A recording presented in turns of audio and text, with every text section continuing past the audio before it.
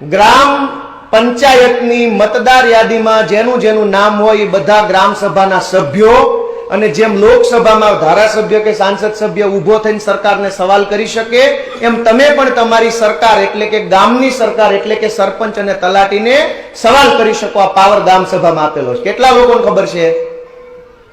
હાથ ઊંચો કરીને કયો છે ખબર? ગ્રામ સભાની અંદર શું કામ કરવાનું હોય એ કહું. લોકસભાની સેશન આવે, બજેટ સત્ર આવે, શિયાળુ સત્ર આવે, ચોમાસુ સત્ર આવે. આવું સાંભળ્યું છે કોઈએ નામ? આ સત્રમાં શું થાય? સરકારનું બજેટ આવે, સરકારે કયા કયા ક્ષેત્રમાં શું શું કામ કર્યું એનો રિપોર્ટ આવે, વિપક્ષ એનો વાંધો ઉઠાવે, બરાબર? આવું બધું આવે. પછી સરકારે કેટલા રૂપિયા ખર્ચ્યા, રૂપિયો ક્યાં આવ્યો ને ક્યાં ગયો એનો હિસાબ આવે. આવે કે ન આવે? શેનો આવે? લોકસભા ને ધારાસભાનો. કેમ થયો સન્નાટો? કેમ થઈ ગયો? સાંભળો છો કે નહીં? તો લોકસભા અને વિધાનસભાનું સત્ર ચાલુ થાય ત્યારે એની અંદર રૂપિયો ક્યાંથી આવશે, ક્યાં જશે, બજેટ નક્કી થાય. એમ ગ્રામ સભા દર વર્ષે ઓછામાં ઓછી 3 વખત મળવી ફરજિયાત છે. મળતી પણ હોય છે, ફક્ત કાગળ ઉપર. તમને કોઈ કઈ ખબર જ નથી. વગાડો ટોકરો, ખબર જ નથી. હવે ગ્રામ સભામાં શું કામ કરવાનું હોય એ કહો. આ બધું કાયદેસર છે અને આ બધું ઓન પેપર કરી જ નાખતા હોય છે, ખાલી તમને નથી ખબર હોતી. સરપંચ ને તલાટી તો કરી જ નાખે આ બધું ઓન પેપર. ગ્રામ સભા એટલે આવી રીતે 7 દિવસ પહેલા ઢોલની દાંડી ટીપાવવી પડે કે નવા ગામની ગ્રામ પંચાયતની ગ્રામ સભાનું આયોજન 6 તારીખે પહેલા મહિનામાં ફલાણી જગ્યાએ રાખ્યું છે, તો સમસ્ત ગ્રામજનોએ હાજર રહેવું. આવી ઢોલની દાંડી આખા ગામમાં પડાવવામાં આવે. આખા ગામની તમામ જાહેર જગ્યાઓ જે હોય, મંદિરો હોય, ચોરાઓ હોય, જાહેર પશુ પિયાવા હોય, આવી જગ્યાએ એના બેનર મારવામાં આવે. આ સરકારી નિયમ છે. આખા ગામને જાણ થવી જોઈએ કે આપણા ગામની ગ્રામ સભા મળવાની છે. પછી આખું ગામ આવીને આવી રીતે બેસે. એના અધ્યક્ષ હોય સરપંચ. જેવી રીતે લોકસભામાં સ્પીકર હોય, વિધાનસભામાં સ્પીકર હોય, ખબર છે? એવી જ રીતે ગામ સભાના અધ્યક્ષ એટલે કે સ્પીકર, સરપંચ હોય અને ગામ સભાના સભ્યો ગામના મતદારો હોય. આ ગામ સભામાં શું કામ કરવાનું હોય? ગયા 1 વર્ષમાં કેટલા આવ્યા ને કેટલા ખર્ચા એનો હિસાબ માઇકમાંથી વાંચી સંભળાવવાનો હોય. બોલો, આવું સાંભળ્યું છે ક્યારેય તમે? તમે ના પાડો પણ તમે રસ લીધો છે ક્યારેય? ઈ કયો પેલા. તમે રસ જ નથી લીધો, ક્યાંથી સાંભળ્યું હોય? દરેક ગ્રામ પંચાયતે નાણાકીય વર્ષ એટલે એપ્રિલ થી શરૂ થાય અને માર્ચમાં પૂરું થાય, એને ફાઇનાન્શિયલ યર કહેવાય. દરેક નાણાકીય વર્ષમાં ગ્રામ પંચાયતને કુલ રૂપિયા આવ્યા કેટલા, ક્યાંથી? એ ગ્રાન્ટના આવ્યા, અનુદાનના આવ્યા, વેરાના આવ્યા, ફંડ ફાળો આવ્યો, જે આવ્યું તે આવ્યા કેટલા અને ખર્ચા કેટલા, એની એક એક હિસાબ માઇક ઉપરથી ગ્રામ પંચાયતમાં સરપંચ અને તલાટીએ આપવાનો હોય. આ કાયદો છે, કાગળ ઉપર આ બધું થાય છે, ખાલી તમને ખબર.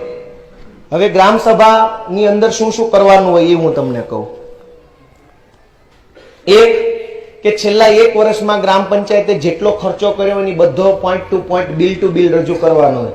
કે બિલ નંબર 15 ભાઈ શ્રી સંજયભાઈને રેતીના કપચી જે આ નખાવી શાલીગ્રામ ફોરા સામે એના 2 લાખ રૂપિયા ચૂકવા, જાહેરમાં બોલાય, પછી એની બહુમતી લેવાય એટલે હાથ ઊંચો કરે, એટલે બધાનો હાથ ઊંચો થાય બહુમતી, એટલે એ બિલ માન્ય થઈ ગયું કહેવાય. આવી રીતે એક એક ખર્ચો ગ્રામ પંચાયતે માન્ય કરવાનો હોય. કેટલા લોકોને ખબર? કોઈ આવ્યું તમારે સહી લેવા? હવે ગ્રામ સભા જયારે ભરાય ત્યારે ઓછામાં ઓછા એની અંદર 50 લોકોની હાજરી જોઈએ. 50 થી ઓછા હોય તો ગ્રામ સભા માન્ય ન ગણાય. જેમ વિધાનસભામાં 182 ધારાસભ્યો છે, એમાંથી 3 જ જણા જાય તો વિધાનસભા હાલે?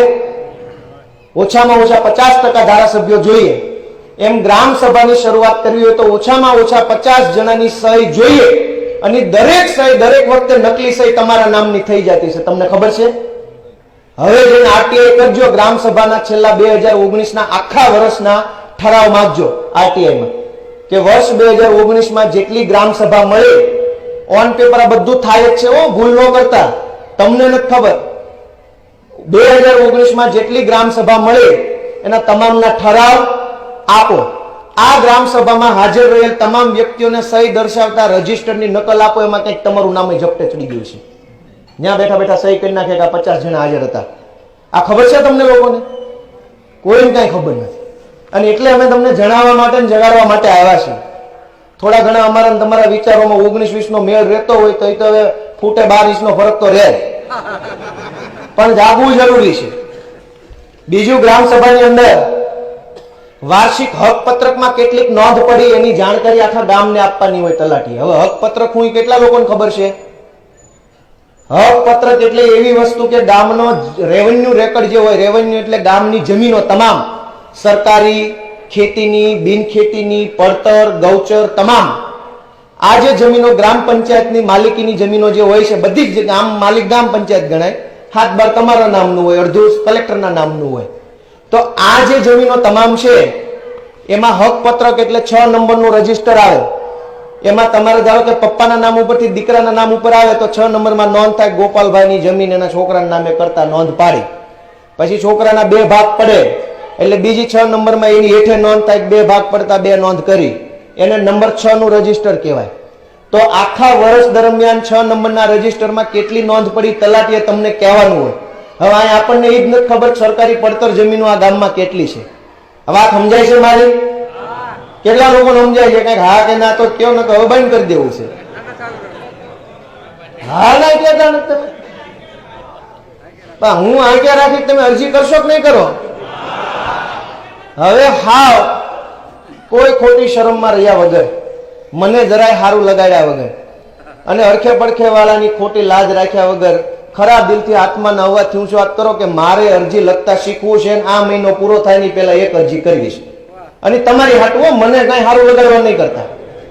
તમને જાગૃતિ આવશે, તમને જાણવા મળશે કે તમારી ગ્રામ પંચાયતમાં 13 કરોડ રૂપિયા ગયા ક્યાં વરહના. આ એક મકાન લેવામાં ફીણ આવી જાય લોન ભરવામાં, અને 13 કરોડનું ગમે એમ કરીને બૂચ મારી જાય. તમે વિચાર તો કરો.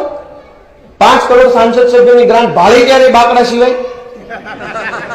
તો 5 કરોડના બાકડા દર વર્ષે મૂકવાના. ધારાસભ્ય બાકડા મૂકે, સાંસદ સભ્ય બાકડા મૂકે, કોર્પોરેશનમાં જશો તો ઈ બાકડા મૂકશે. નકરું બાકડું કરી નાખ્યું છે. તમે વિચાર કરો.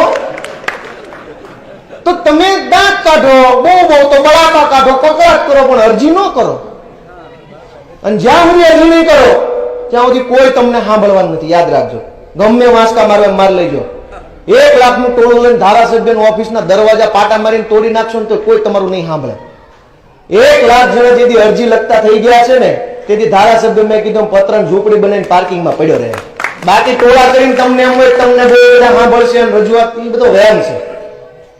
એમ કે છે ને કે વડલા પાસે ભૂત થાય જેવો પેલા બહુ વ્યાયામ હતો, એવો વ્યાયામ છે કે ધારાસભ્ય થાય કાંઈ કોઈ સાંભળે નહીં. એટલે નમાની નેતાગીરી ઉપર પહેલા તો વિશ્વાસ ન કરવો. અત્યારનો સૌથી મોટો પ્રશ્ન આપણા તમામ કાઠિયાવાડીઓનો, આપણી પાસે બોદા નેતાઓ છે, દલ્લાઓ છે, શુદ્ધ ગુજરાતી ભાષામાં, અલગ અલગ પાર્ટીઓના. કામમાં રસ નથી, સીન સપાટામાં વધારે રસ છે. નથી એકેય વસ્તુની એને ખબર પડતી કે એવી ગ્રાન્ટ કેવા કાયદાઓ નથી, એને કઈ કરવાનો જોશ જુસ્સો, મારો ભાગ ક્યાં છે એટલી જ વાત છે. બધી પાર્ટીમાં જ લોચા છે. તમે જાગૃત નહીં બનો ત્યાં સુધી તમારી ઉપર સારો નેતા નહીં આવે. સારો નેતા નહીં આવે ત્યાં સુધી મેં કીધું એમ તમારું ગામ કેન્દ્ર શાસિત જાહેર થાય તો રોડ નહીં બને, જ્યાં હું લખીને દેતો જાઉં, વાટે ન રહેતા. ઘરે હોતા કઈ થવાનું નથી. લોકશાહી છે, આપણી સક્રિયતા હું નાગરિક તરીકે. એટલે એમનો માનતા હું તમને બધાને બહુ ઉપદેશ આપું, સલાહ આપું છું. હું તો મારો બળાપો વ્યક્ત કરું છું કે યુવાનો જાગો ભાઈ. ભણી ગણીને તમે જાગો યાર, લખો. આ સરકારી કચેરીઓ બેફામ લૂંટ ચલાવે છે. તાંડા મુંડા 3 જણા પંચાયત